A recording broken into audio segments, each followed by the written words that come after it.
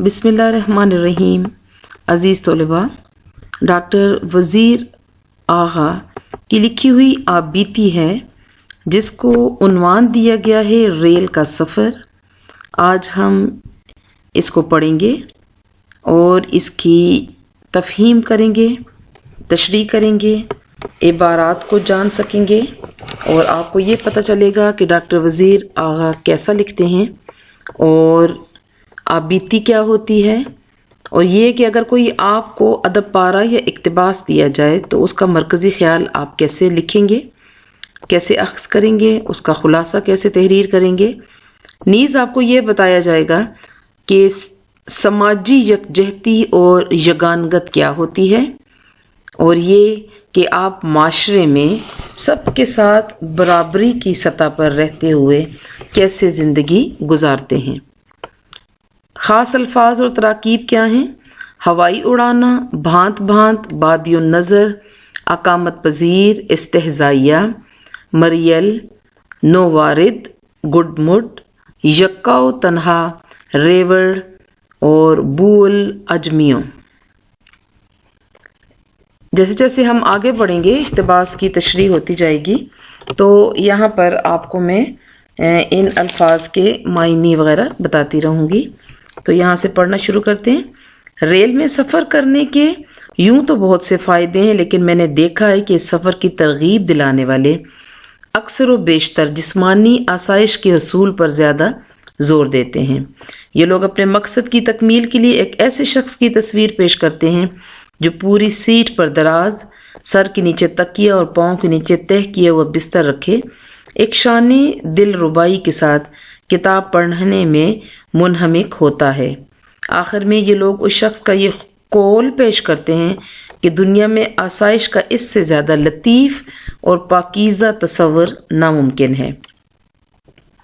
Doctor वज़ीर आगा यहाँ पर बड़े ही दिलचस्प, हल्के फुल्के और लतीफ़ से अंदाज में बड़ी ही मज़ेदार सी एक बात बताने की कोशिश कर रही हैं कि रेल के सफ़र वैसे तो बहुत ही अच्छा होता है, बड़े फ़ायदे होते हैं, मगर उसकी तरगीब दिलाने वाले यानी ये कहने वाले कि आप रेल का सफ़र ही करें अक्सर बेशतर जिस्मानी आसाइश यानी जिस्मानी आराम के हुसूल पर ज़्यादा ज़ोर दे रहे होते हैं। और फिर वो ये लोग जिस शख्स को चाहते हैं कि वो रेल का सफ़र करे उसके सामने एक तस्वीर पेश करते हैं कि एक शख्स बड़े आराम से अपने बिस्तर को लेकर बैठा हुआ है, पूरी सीट पर लेटा हुआ है, सर के नीचे तकिया, पाँव के नीचे तय किया हुआ बिस्तर और किताब पढ़ रहा है और शाने दिलरुबाई के साथ, यानी उसके पास एक ऐसी शान है जो दिल में असर कर रही होती है। यानी कि आप रेलगाड़ी में लेटे हुए हैं, इतने मज़े से किताब पढ़ रहे होते हैं और इसमें एक शान की सूरत नज़र आती है, जो देखता है वो आपसे मुतासिर हो जाता है। मुनहमिक का मतलब होता है जो शख्स खोया हुआ होता है उसमें, यहाँ पर ये लफ्ज़ है, लगन से पढ़ रहा होता है, मुतवज्जो होता है मुकम्मल तौर पर। यहाँ पे लफ्ज़ है लतीफ़। लतीफ़ का मतलब है हल्का फुल्का।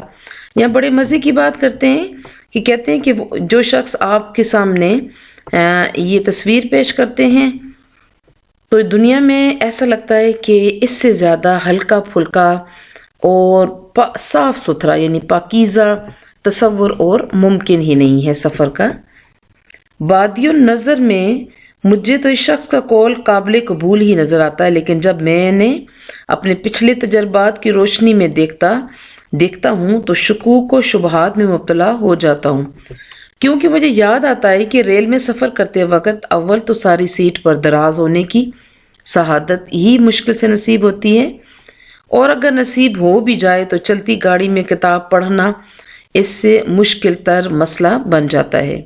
मैं ये मुश्किल अपनी उंगली की मदद से आधी सतर पढ़ने में कामयाबी हासिल करता हूँ कि रेल के एक ही हचकोले से मेरी उंगली किसी और सतर पर जा टिकती है। कहते हैं कि मैं जितनी दफ़ा भी रेल का सफ़र कर चुका हूँ मुझे तो कहीं भी याद नहीं आता कि मुझे पूरी सीट मिली हो और मैंने बड़े आराम से लेट कर किताब पढ़ी हो اور یہ کہ اگر مجھے کتاب پڑھنے کی سعادت حاصل ہو بھی جائے تو میں جب انگلی رکھ کر کسی سطر یعنی کہ لائن پر پڑھنے کی کوشش کر رہا ہوتا ہوں تو ریل گاڑی کے جو ہچکولے یعنی دھکے ہوتے ہیں اس کی وجہ سے میری انگلی جا کسی اور سطر پر ٹکتی ہے۔ کچھ وقت اصل سطر کی تلاش میں صرف ہو جاتا ہے اور جب یہ خرابی بسیار مجھے اس سطر تک رسائی حاصل ہوتی ہے تو ریل کا تازہ جھٹکا انگلی کو پھر کسی اور سطر تک پہنچا دیتا ہے، یعنی کہ بڑی مشکل کے بعد میں اس کو ڈھونڈ سکتا ہوں کہ میں نے کہاں پہلے انگلی رکھی ہوئی تھی اور وہ اصل میری سطر کدھر ہے۔ جب مل جاتی ہے تو ریل دوبارہ ایک تازہ جھٹکا کھاتی ہے اور میری انگلی پھر کسی اور سطر پر پہنچ جاتی ہے۔ کتاب تو درکنار مجھے کبھی چلتی ریل میں پانی کا گلاس پینے میں بھی کامیابی حاصل نہیں ہو سکی۔ ویسے کوشش میں نے کئی بار کی ہے اور دوسرے مسافروں کی مسکراتی ہوئی آنکھوں کے باوجود۔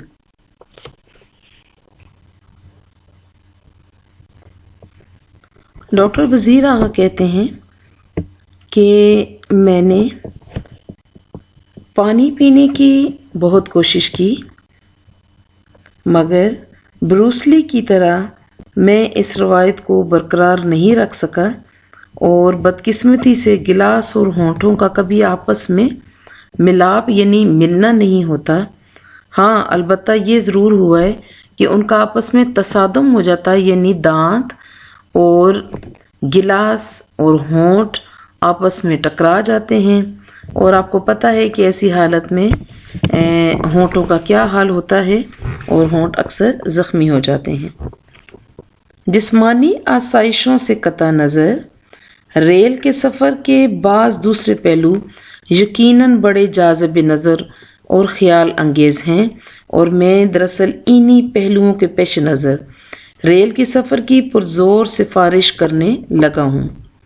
کہتے ہیں کہ ایسی جسمانی آرام و سکون کے سے الگ ہو کر اگر ہم بات کریں تو ریل کے سفر کے جو دوسرے پسندیدہ قسم کے اور ذہن کو کچھ سوچنے پر مجبور کرنے والے پہلو جو ہیں، رخ جو ہیں، ان کی وجہ سے میں چاہتا ہوں کہ آپ ضرور ہی ریل کا سفر کریں۔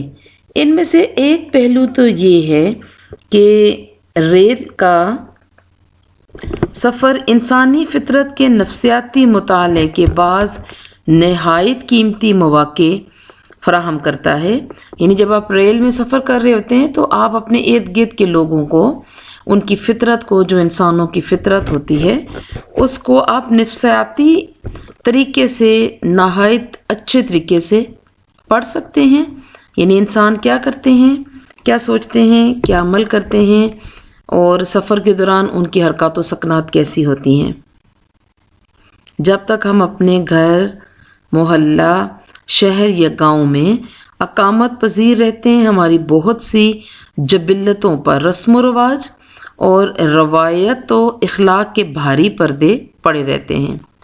کہتے ہیں کہ جب تک ہم اپنے علاقے میں رہتے ہیں، گھر، محلے وغیرہ میں رہتے ہیں، اقامت پذیر رہتے ہیں، یعنی وہاں پر قیام کرتے ہیں، وہیں پر رہتے ہیں، تو ہماری بہت سی جبلتوں پر، جبلتوں کا مطلب ہوتا ہے انسان کی وہ عادتیں جو اللہ تعالیٰ نے اس کے اندر رکھی ہیں اور وہ کبھی بھی تبدیل نہیں ہوں گی، ان پر اس علاقے کے رسم و رواج کا، روایت اور اخلاق کا بھاری پردہ پڑا رہتا ہے۔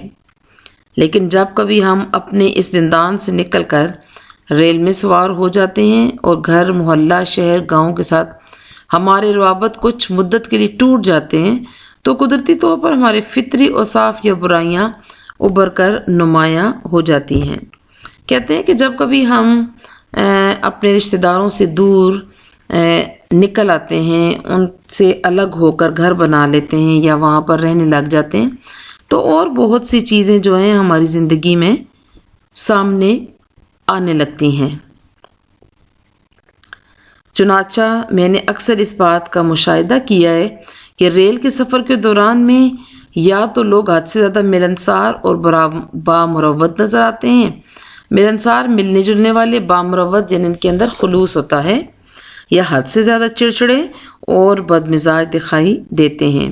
اسی طرح فطری طور پر خاموش لوگ ریل کے ڈبے میں اس درجہ خاموش ہو جاتے ہیں کہ ان پر رحم آنے لگتا ہے، اور فطرتاً باطونی لوگ کچھ اتنے باطونی ہو جاتے ہیں کہ جان چھڑانا مشکل ہو جاتا ہے۔ یعنی سفر کے دوران یا تو لوگ ناراض رہتے ہیں یا پھر بہت زیادہ باتیں کرتے ہیں، جس کی وجہ سے ان کے ساتھ مل بیٹھنا مشکل ہو جاتا ہے۔ مجھے یوں تو ریل کے سفر میں انسانی فطرت کے دلچسپ مطالعے کے بہت سے مواقع ملے ہیں، لیکن ایک واقعہ خاص طور پر قابل ذکر ہے۔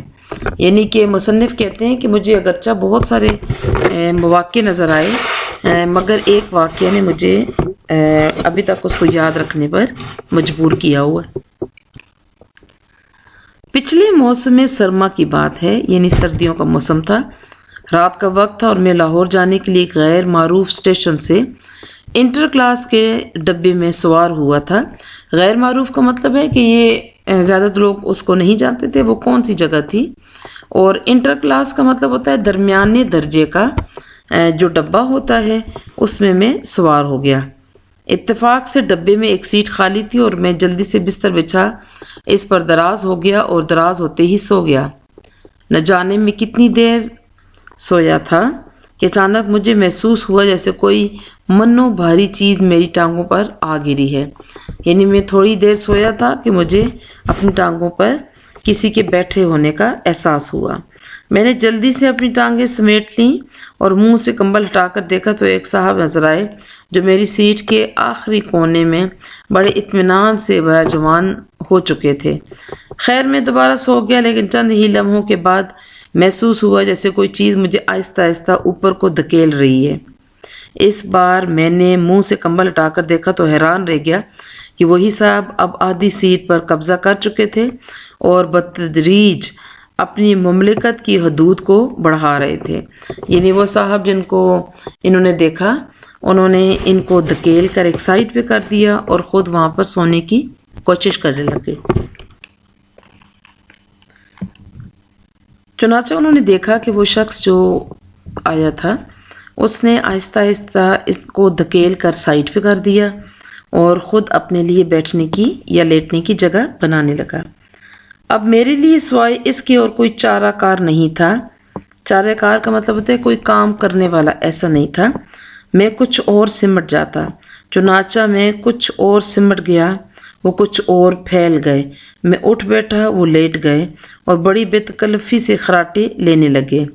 اب اتفاق دیکھیے کہ میرے سامنے والی سیٹ پر دوسرے مسافروں کے علاوہ ایک انتہائی مریل قسم کے صاحب تشریف فرما تھے، اور قرائن سے ظاہر ہوتا تھا، یعنی کہ ان کو دیکھ کر صورتحال سے، کہ انہوں نے یہ سارا ڈرامہ انتہائی غور سے ملاحظہ فرمایا ہے، لیکن عجیب بات تھی کہ وہ ان کے چہرے سے استہزائیہ قسم کی تبسم کے بجائے خشونت مترشح تھی۔